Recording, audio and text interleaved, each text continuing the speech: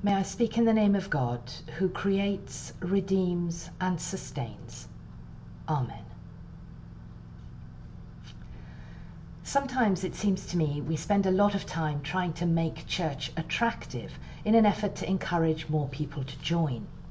There's nothing wrong with this, of course. It's right that people should feel welcome. We want them to come back again, to find a place of belonging, begin to contribute, and to enjoy what we hope will be their journey of discipleship. But church isn't entertainment, and it's never going to be the entertainment value that keeps people coming. And more than that, faith isn't always easy, and we'd be wrong to try and market it as something that is. Take today's gospel reading, where Jesus is, let's face it, pretty brutal in his honesty. It seems like a very strange way to win followers by telling them to give up beloved family and friends, hard-earned possessions, and even their life. And since Jesus' time, Christianity has often, quite rightly, been associated with what we might call family values. So it really does come as a shock to hear that no one can be a disciple unless they hate their father and mother, their spouse or their children. And more than that, they must hate life itself and be prepared for a shameful death.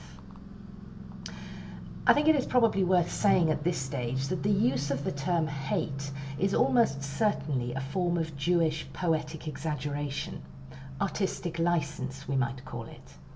A more accurate phrase would probably be love less than, but that's not quite so effective a turn of phrase, although it does still seem rather a lot to ask. So let's be clear. I don't think that Jesus is denying the importance of family and friends and the joy of living in supportive harmony with them. Likewise, many of Jesus' followers, then and now, have owned houses and land and haven't felt compelled to abandon them. What Jesus is saying then is that faith is costly, that it isn't easy, and that there will be times when we have difficult choices to make and decisions that may have painful consequences. Times when everything else, including our own life, may need to be put at risk for the sake of doing the right thing, for the sake of building God's kingdom. Being prepared for this potential is the sign that we've understood the seriousness of the call to follow Jesus. It's not always going to be a walk in the park. The choice to follow Jesus is an all or nothing challenge, just as much today as it was then. And at every stage of its life, the church has faced the task of living up to Jesus' demands and modelling a way of life based on faithfulness, service, and costly obedience. Discipleship may be a response to grace, as Luke's story of Jesus emphasizes throughout the Gospel, but it will also make demands, and so it shouldn't be entered lightly, and it will require the nurturing of spiritual resources to sustain it.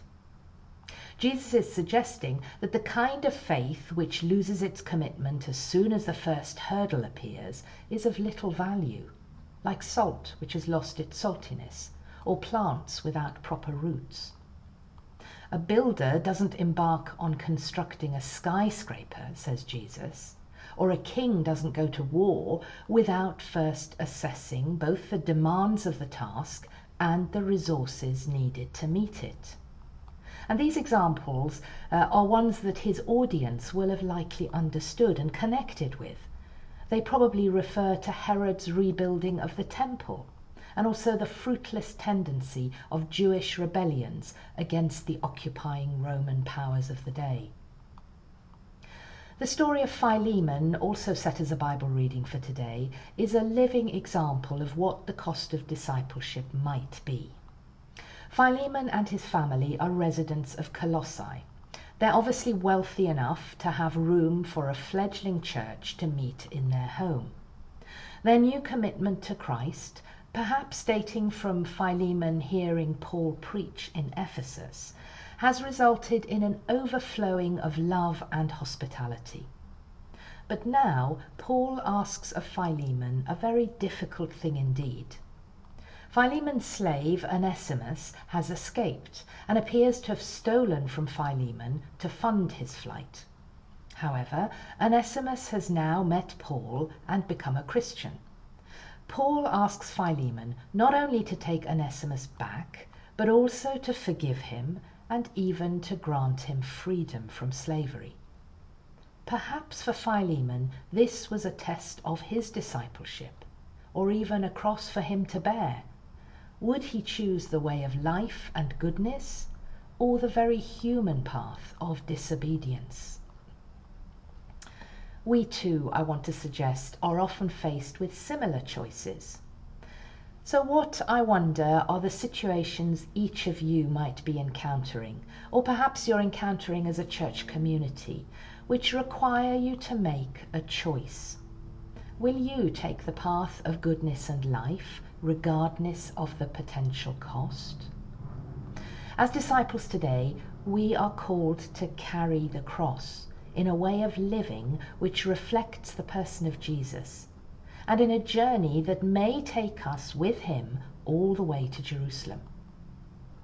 To take up your cross wasn't just a figure of speech in Jesus' world, and for some Christians today in parts of Africa, the Middle East and the Far East, their faith brings them daily into danger. And even the West isn't immune. You may remember Father Jacques Hamel, the French Roman Catholic priest who was murdered during an attack on his church in Normandy by Islamic extremists in 2016. In the end, very little separates us from those who experience persecution, and perhaps we do well to remember that. However, mercifully, taking up our cross daily here in Chelmsford Diocese isn't usually an especially costly thing to do. It might occasionally bring us some mild mockery or ridicule, even from friends and family. But the biggest impact that it should have is on what we choose to make our priorities and how we choose to live our lives. It means sometimes making the harder choice, which is the way of life and goodness.